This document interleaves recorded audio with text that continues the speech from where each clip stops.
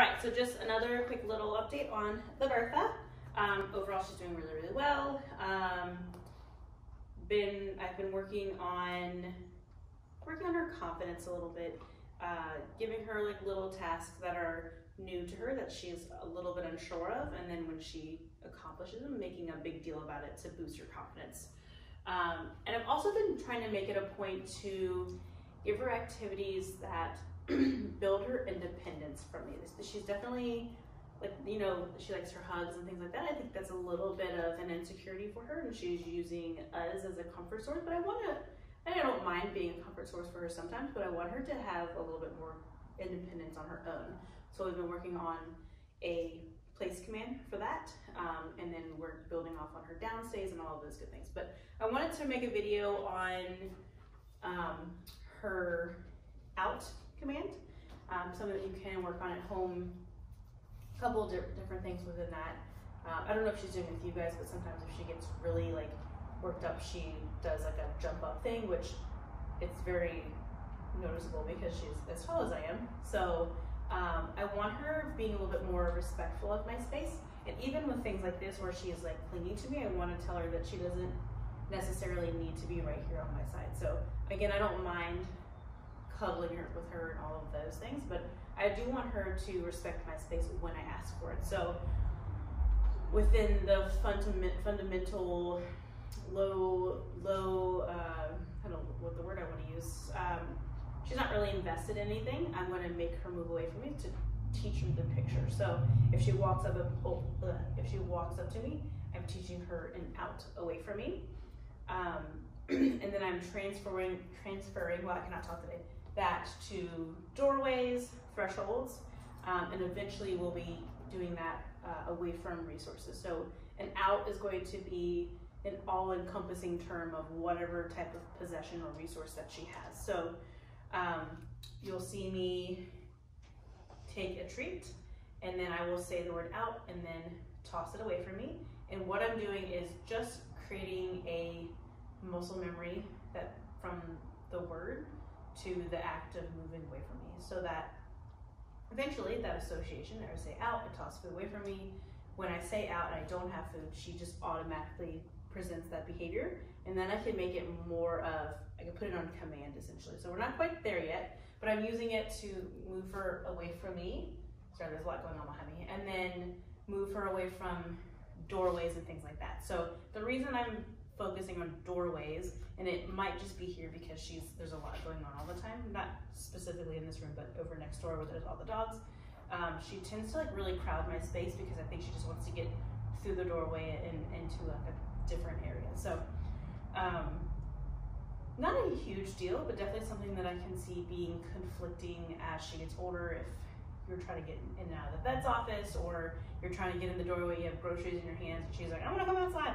I want that to be something that she's a little bit more respectful of with us. So I'm going to first demonstrate it with just her outing away from me. And one thing that I've seen a little bit troublesome is sometimes she doesn't see the food. So we want to say out, move into her, and then toss the food away. So making sure that she actually sees the food as you move it away. So again, she's just moving backwards, chasing the food. I'll say out, and then let her go and chase it. When she comes back over to me, out. So eventually the command will be out, pointing away. Hi, out. So I'm just presenting those same cues, but right now it's just more of creating that association. Out. Easy stuff. So if I go out of the doorway and she starts to crowd it, out, I'll just move her away so that I can open the door. And then I'm also adding in a wait.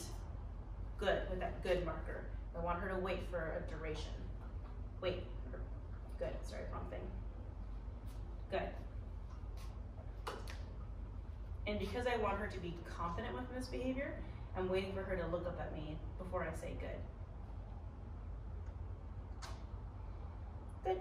So that way, what I mean by that is, instead of her staring at my hand and waiting for the food and ignoring all of the potential things happening outside through the doorway, I want her to just be calm, calmly look up at me. Good. And then, okay, let her come through. Yeah, good girl. Bertha. Wait. Good.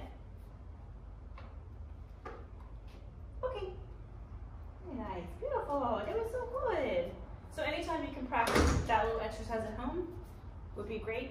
It's her respecting threshold, that's a threshold. She's respecting your space, and you can advocate for your space, so she's not always clamoring up on you.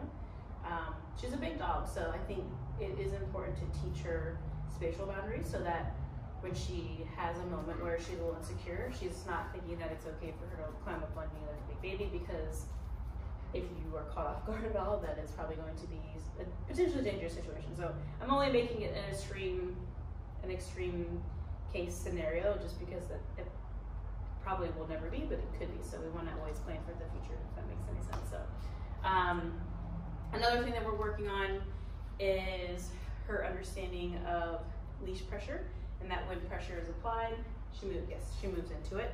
So when we are out and about walking, if I pull back, yes. If I put any tension on the leash, I want her to move into it. So, and I want her to find value in it. So as soon as she leans into that pressure, I mark with that yes, and I let her take food.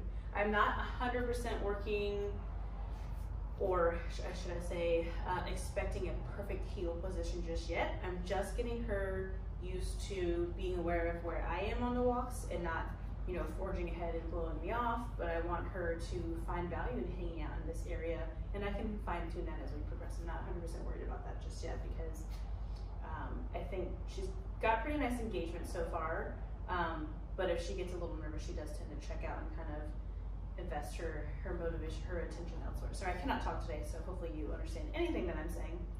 Right. All right, so just let me know if you have any questions. Hopefully this video is sort of a little bit of a help, and I will continue.